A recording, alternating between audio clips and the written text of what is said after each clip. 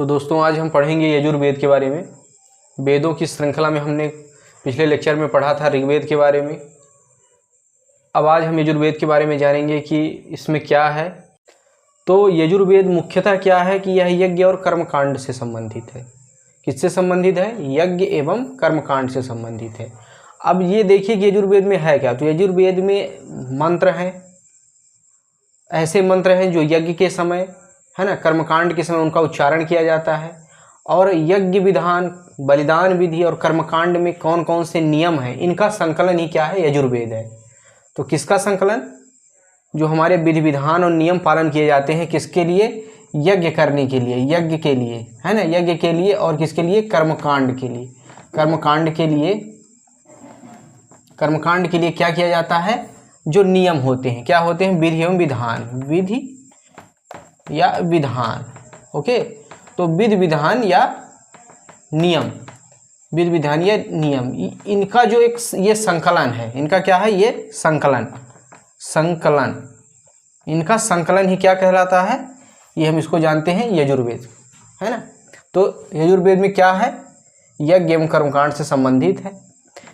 किसका? यज्ञ एवं कर्मकांड जो करने के विधि विधान या नियम है, उन्हीं का संकलन क्या कहलाता है?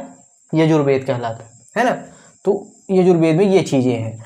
अब हमारा ये जो यजुर्वेद है, जो हमारा यजुर्वेद है, अब ये किसमें है? तो ये हमारा यजुर्वेद गद्य एवं पद्य दोनों में भी है। अब जिस तरह हमने देखा था कि ऋग्वेद में जो ऋचाएं थी, उसको पढ़ने वाला जो ऋषि होता था, उसे हम किस नाम से जानते थे? होत्र के नाम से। उसी तरह जो यजुर्वेद में ये मंत्र हैं, इसके पढ़ने वाले को, है ना, इसके पढ़ने वाले को मंत्रों के पढ़ने वाले को हम क्या कहेंगे? इसको कहा जाता है अध्वर्यु। क्या कहते हैं? अध्वर्यु। तो ये क्वेश्चन बन सकता है, ये बनता ही है, कई बार आया भी है। तो यजुर्वेद के जो मंत्र हैं, इनके पढ़ने वाले को क्या कहेंगे? अध्वर्यु। जैसे हमने पढ़ा था कि ऋग्वेद की ऋचाओं को पढ़ने वाले को क्या कहा था? होत्र कहा था। ये एक चीज़ ये हो गई। अब हमने जाना कि गद्य एवं पद्य दोनों में है। इसमें विधि विधान किसके? कर्मकांड का, और बल के समय जो नियम उनके परिपालन का संकलन है, ये हमने जाना। तो 1 2 3 चीज़ें हमने जान ली। चौथी चीज़ क्या है कि हमारा जो यजुर्वेद है, इसके 2 भाग हैं। एक भाग को हम क्या कहते हैं? शुक्ल यजुर्वेद। क्या कहेंगे? एक भाग को शुक्ल, मतलब ये 2 भाग में है। और एक भाग को कहेंगे कृष्ण यजुर्वेद, शुक्ल यजुर्वेद। कोई आपसे पूछे कि कितने भाग हैं यजुर्वेद के, तो शुक्ल यजुर्वेद और कृष्ण यजुर्वेद, ये आपका एक क्वेश्चन तैयार हो गया है, ठीक है ना। तो शुक्ल यजुर्वेद एवं कृष्ण यजुर्वेद।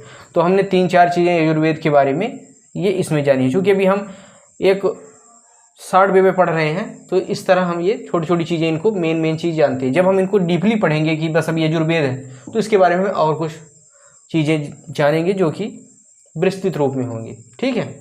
तो हमने जाना कि ये शुक्ल यजुर्वेद और कृष्ण यजुर्वेद 2 भागों में है। इसके पाठकर्ता को अध्वर्यु कहते हैं, है ना।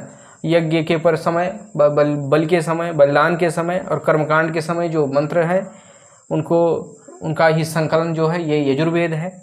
तो इतनी चीज़ें यजुर्वेद के अंदर है। अब अगला हम यजुर्वेद के बाद आएंगे किसमें? सामवेद में। तीसरा वेद हमारा कौन सा होगा? सामवेद में। तो आगे के भाग में हम जानते हैं कि सामवेद में क्या है। जिस तरह हमने जाना कि ऋग्वेद में क्या है, यजुर्वेद में क्या है, और इसको आप रिपीट करते रहिए, है ना। 1 बार 2 बार 3 बार 4 बार पढ़ लेंगे तो ये आपको जीवन पर्यंत के लिए कंठस्थ हो जाएगा, याद हो जाएगा, और यही आपके एग्जाम में आपको ये काम देगा, ठीक है। तो धन्यवाद।